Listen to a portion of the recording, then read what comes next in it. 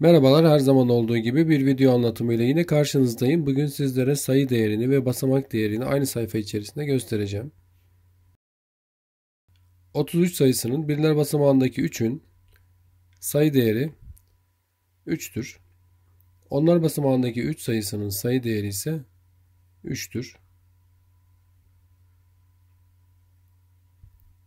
Yine aynı sayının 33 sayısının basamak değerine bakalım. Karşılaştırmayı daha rahat yapabilmeniz için aynı sayfa içerisinde gösteriyorum özellikle.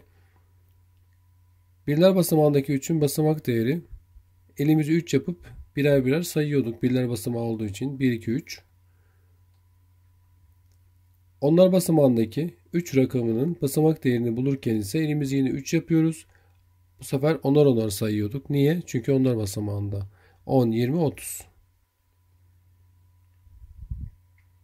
Bir başka işleme bakalım. Sayımız 47. 47'nin sayı değerini bulurken birler basamağındaki 7'nin sayı değeri 7'dir. Onlar basamağındaki 4'ün sayı değeri 4'tür.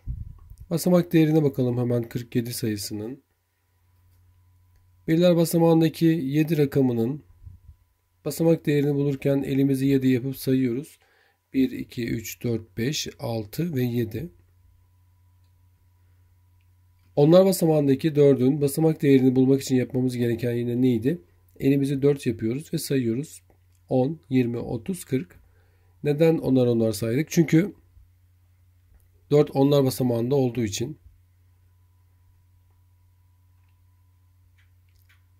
Sayımız 10. 10 sayısının birler basamağındaki sıfırın sayı değeri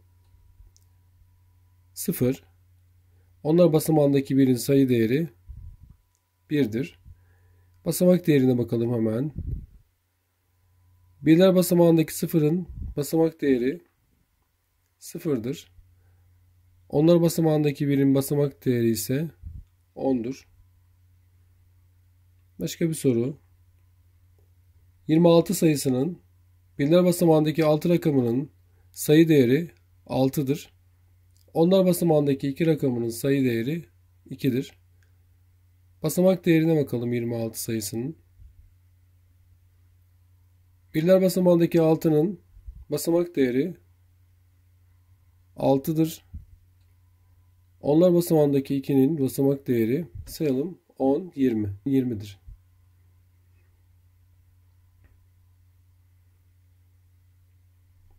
...34 sayısının birler basamağındaki 4'ün sayı değeri 4'tür. Onlar basamağındaki 3'ün sayı değeri 3'tür. Basamak değerine bakalım.